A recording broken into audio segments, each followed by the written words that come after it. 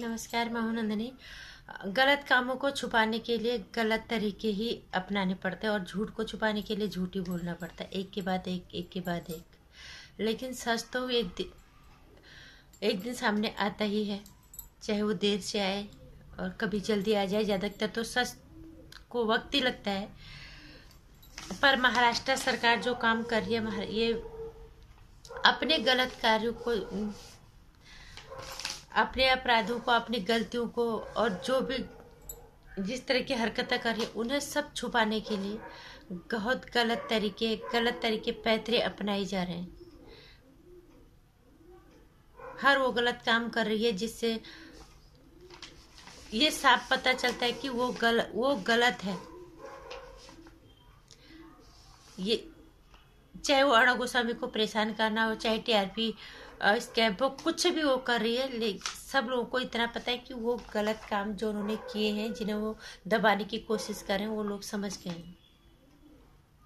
इसलिए वो गलत कामों को छुपाने के लिए गलत ही तरीका अपना रहे हैं। और ऐसे में महाराष्ट्र के और महाआघाड़ी जो सरकार है महाराष्ट्र में,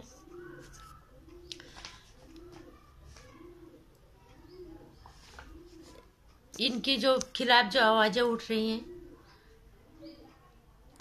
इनको ये जितनी दबाने की कोशिश करेंगे, ये उतनी और मुखर होके और सामने आएंगी। और फर्जी टीआरपी में इन्होंने परमवीर सिंह दहिया के माध्यम से रिपब्लिक टीवी को पे जो स्कैम के टीआरपी स्कैम के जो इल्जाम लगाए, बकायदा परमवीर सिंह दहिया ने प्रेस कॉन्फ्रेंस की बहुत ही विश्वास के साथ, अति विश्वास के साथ।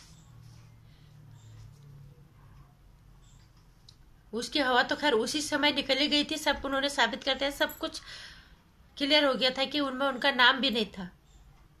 लेकिन सबसे बड़ी जो बात है वो आज ये है कि जो कपिल सिब्बल है कांग्रेस के, और सबको ही पता है कि महाराष्ट्र में सरकार कांग्रेस समर्थित सरकार है, वहाँ महाआघाड़ी विकास की उनकी सरकार है। लेकिन जो कपिल सिब्बल के बेटे हैं वो कांग्रेस के बड़े नेता हैं, उनका बेटा है अखिल सिब्बल। उन्होंने कोर्ट में जब वो कल एक बड़े प्रोड्यूसर का पक्ष रख रहे थे तो वहाँ पे उन्होंने ये बात की है कि फर्जी टीआरपी जो भी में जो उन्हें फंसाने की कोशिश की थी, तो उन्होंने कोर्ट में ये चीज स्वीकारी है अखिल सिब्बल जी ने कि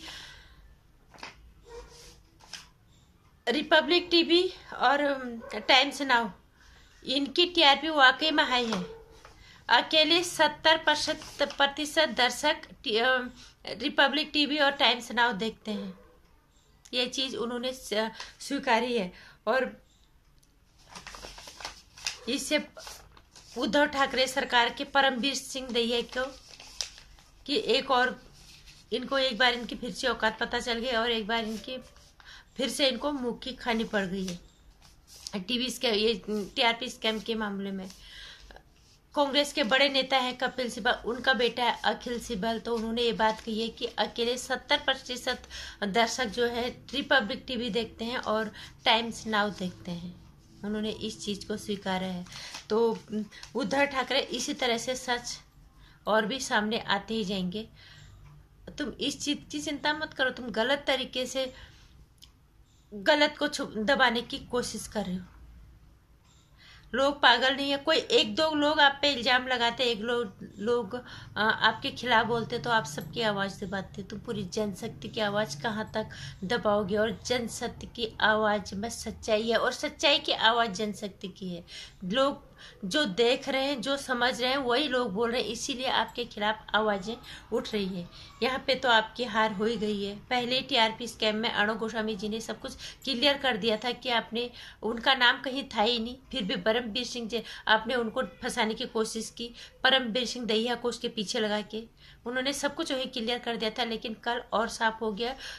अखिल सिब्बल ने ये बात कोर्ट में साबित कर दी कि 70% जो जनता है, जो दर्शक है, वो रिपब्लिक भारत को देखते हैं और वो टाइम्स नाउ को देखते हैं। इसलिए आंखें खोलो, सच्चाई को स्वीकारो। जितना कुछ अगर बच गया है उसको बचाने की कोशिश कर लो, बच जाओगे बहुत, क्योंकि सच सच ही रहता है ये।